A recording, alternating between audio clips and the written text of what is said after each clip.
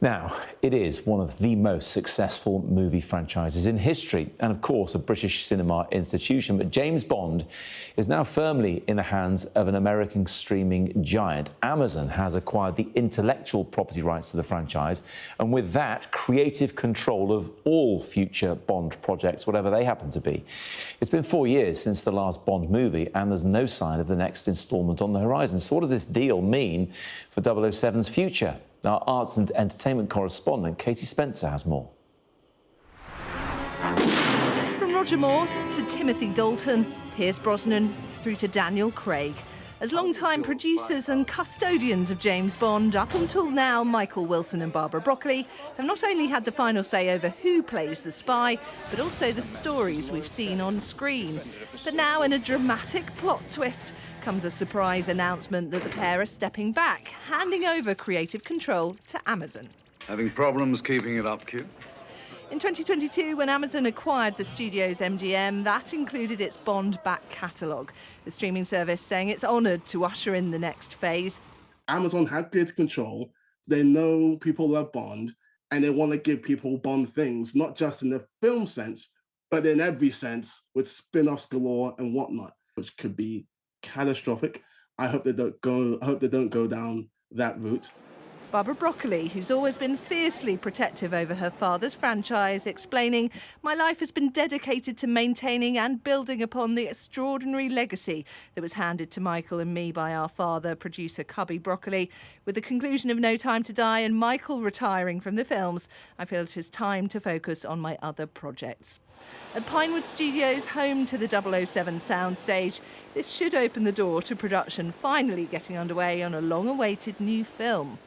Of course, it won't be Daniel Craig throwing himself around inside of here, since he walked away from the lucrative franchise after No Time to Die. But it's highly likely that all this behind-the-scenes wrangling is why a new Bond, whoever that may be, has yet to be named. Of course, Amazon taking charge of the reins could also potentially mean spin-off TV shows for the streaming service. Something which Broccoli wouldn't be drawn on when I spoke to her about the Amazon deal in 2021. Does that mean that we might see a sort of spin-off TV show? Or... We have not wanted to do spin-offs, so I think that's our position. They certainly have told us that that the films will be theatrical films in the future, and we'll see what happens. Amazon has already had a Bond reality show. Now with 007 under new management, could the new reality be more of this to come? All this uncertainty, enough to leave any fan a little shaken and a little stirred. Katie Spencer, Sky News.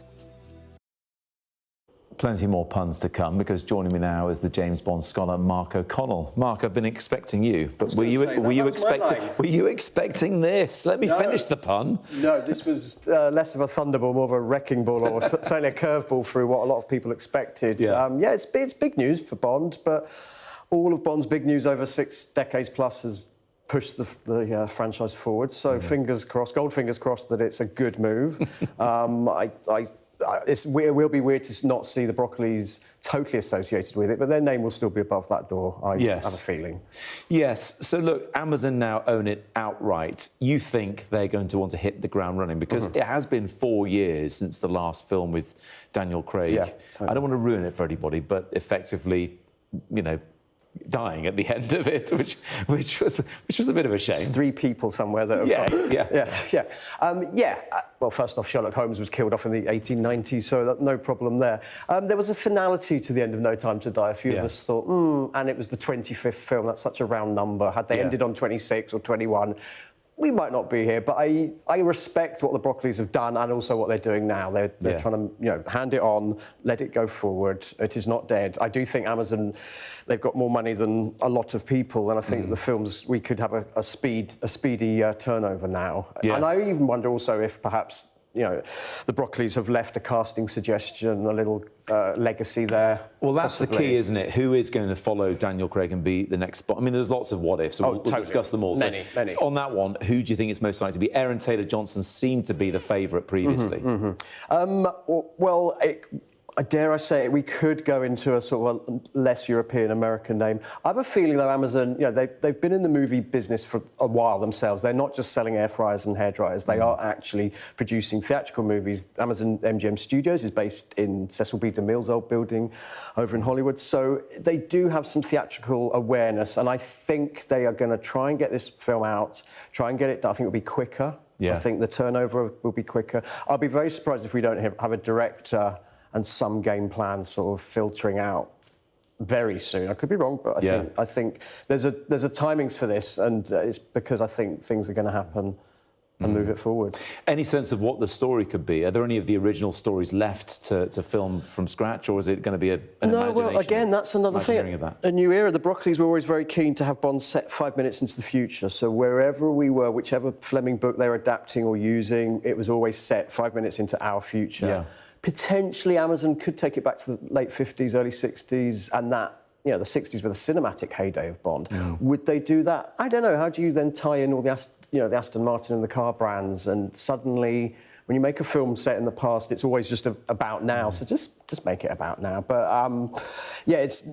all options are on the table for the first time ever, really, which is interesting. What about exploring the wider Bond universe? We've seen it with Marvel, we've seen it with Star Wars to varying degrees of success, and that's what people seem to be suggesting Amazon will want to do. They've already done it on Prime with 007 Road to a Million, which is sort of it's a bit like Race Around the World combined with a bit of Bond elements, and it's done pretty well for Prime, and a second series is coming back. But what about exploring that? Can we see sort of a Scaramanga backgrounder as to why he's got 3 nipples, or how Oddjob got his name, and that kind of maybe DIY? That's thrown me. The 3 nipples has thrown me.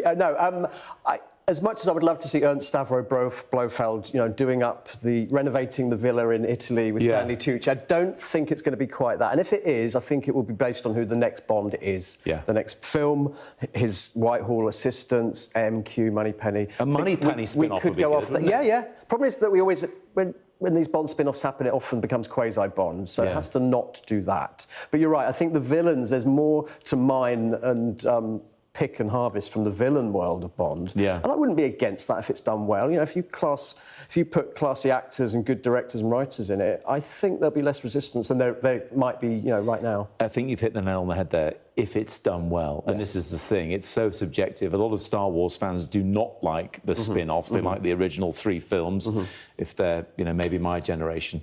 That's the key to all this, isn't it? If they do it well, it'll work. Yes. Yeah. I mean, the Broccolis have brought a bespoke. The word bespoke is what they've done. And Amazon, there's a lot of expectation. I think, good luck to them. But my martini glass is half full tonight, I hope. Yeah. But shaken or stirred? Both. OK.